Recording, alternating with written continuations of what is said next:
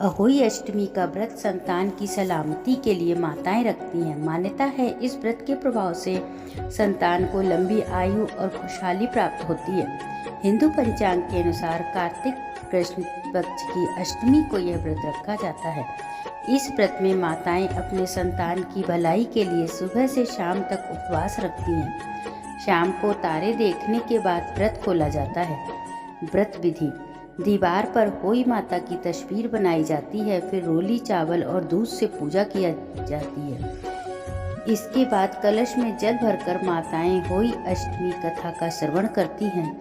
होई माता को पूरी और मिठाई का भोग लगाते हैं। रात को तारों को अर्घ देकर संतान की लंबी उम्र और सुखदायी जीवन की कामना करने के बाद अन्न ग्रहण करती हैं। सास व घर के किसी बुजुर्ग को व्यक्ति को बायना दिया जाता है। होई माता की कथा इस प्रकार है। एक साहूकार था जिसके 7 बेटे 7 बहू थी और एक बेटी थी। सब मिलकर मिट्टी लेने गईं। मिट्टी खोदते समय ननद के हाथ से स्याऊ का बच्चा मर गया। स्याऊ माता बोली कि मैं तेरी कोख बांधूंगी। तो ननद ने अपनी सारी भाभियों से कहा, लेकिन ननद के बदले में अपनी कोख बंधवाने के लिए 6 भाभियों ने मना कर दिया। पर जो सबसे छोटी भाभी थी सोचा कि कोख नहीं बंधवाएंगे तो सासू जी नाराज हो जाएंगी। तो छोटी भाभी ने अपनी कोख बंधवा ली। अब उसके जो बच्चा होता होई के दिन मर जाता।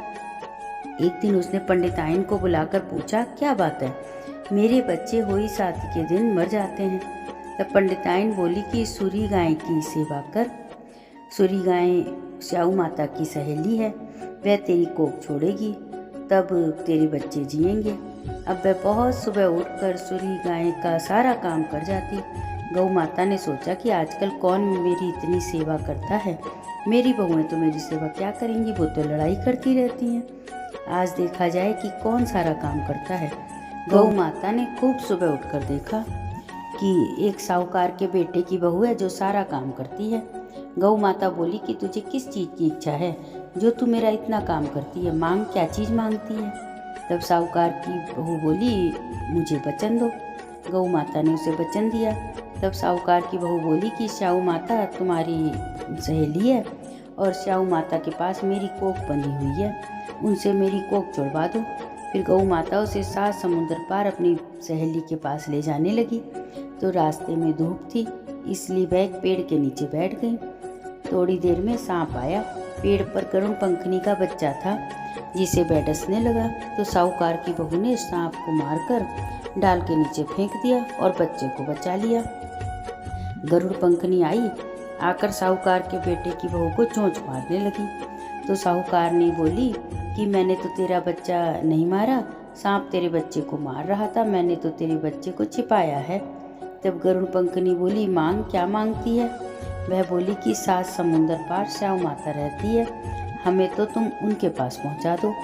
गरुड़ पंखनी ने अपनी पीठ पर बैठाकर दोनों जनों को स्याऊ माता के पास पहुंचा दिया। स्याऊ माता बोली कि आ बहन, बहुत दिनों बाद आई।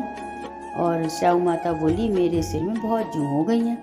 तो गौ माता बोली कि मेरे साथ जो है इससे जूं निकलवा लो।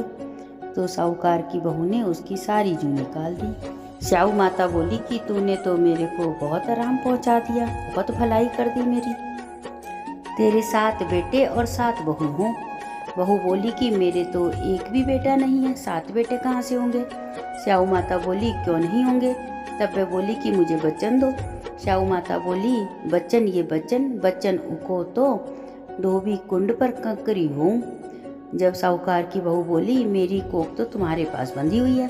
तब स्याऊ माता ने कहा कि तूने तो मुझे बहुत ठगा, मैं तेरी कोख खोलती तो नहीं, लेकिन अब खोलनी पड़ेगी। जा, तेरे घर में तुझे 7 बेटे बहू मिलेंगी। तू 7 उजमन करिए, 7 होई माता, 7 मंडियो, 7 कढ़ाई करियो। वह घर गई, देखा कि वहाँ 7 बेटे बहू बैठे हैं, बहुत धन हो रहा है।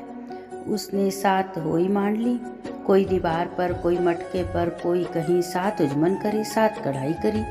उधर सारी 2 रानी जेठानी कहने लगी, जल्दी जल्दी चौका पूजा कर लो, नहीं तो सदरोई रोने लग जाएगी। थोड़ी देर में उन्होंने अपने बेटे से कहा कि देख कर आओ, आज वो रोई क्यों नहीं। वह देख कर आकर बोला कि चाची तो होई मान रही है, खूब उजमन हो रहा है। फिर दौड़ जेठानी दौड़ी दौड़ी गई, देखें कि वह तो कोक छुड़ा लाई। वह सब बोली कि तुमने कोक कैसे छुड़ाई? वह बोली कि मैंने तो कोक बंधाई नहीं, लेकिन स्याऊ के बच्चे के मरने से कोक बंध गई। अब स्याऊ माता ने मुझ पर दया करके मेरी कोक खोल दी। हे स्याऊ माता, जैसे साहूकार की बहू की कोक खोली, ऐसे ही हमारी भी खोलना, सबकी खोलना। कहते सुनते हुंकारा भरते सारे परिवार की कोक खोलना। गणेश जी की कहानी। पुराने जमाने की बात है। एक कुएं में एक मेंढक और उसकी पत्नी रहते थे। मेंढक और उसकी पत्नी कुएं में आराम से मौज मस्ती से रहते थे। वे आपस में झगड़ा बहुत करते थे, क्योंकि उसकी पत्नी गणेश जी की पूजा करती थी। वो हमेशा जोर जोर से गणेश जी का नाम लेती रहती थी और मेंढक नाराज रहता था। मेंढक को ऊंची आवाज़ में गणेश जी का नाम लेना बिल्कुल भी पसंद नहीं था। एक दिन कुएं पर एक आदमी पानी लेने आता है। उसकी बाल्टी में पानी के साथ दोनों मेंढक भी चले जाते हैं। पानी गंदा था तो वो मेंढक दिखाई नहीं देते हैं। उसने पानी लाकर गर्म होना चढ़ा दिया। जैसे जैसे पानी गर्म होने लगा, दोनों मेंढकों के शरीर जलने लगे। मेंढक अपनी पत्नी से कहता है, अब कहाँ हैं तेरे गणेश जी जो तुझे बचाने नहीं आ रहे?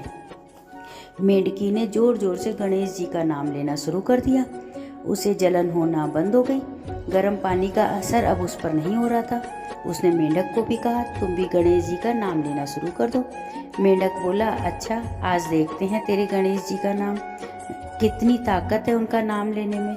उसने भी गणेश जी का नाम जपना शुरू कर दिया। जैसे ही उसने नाम लेना शुरू किया, जलन होना कम हो गई। तभी गणेश जी का रूप धर के एक बैल आया और चूल्हे पर चढ़े पानी को सींग से टक्कर मार दी। घड़ा फूट गया। मेंढक मेंढकी उछल कर बाहर आ गए। बोल गणेश जी महाराज की जय।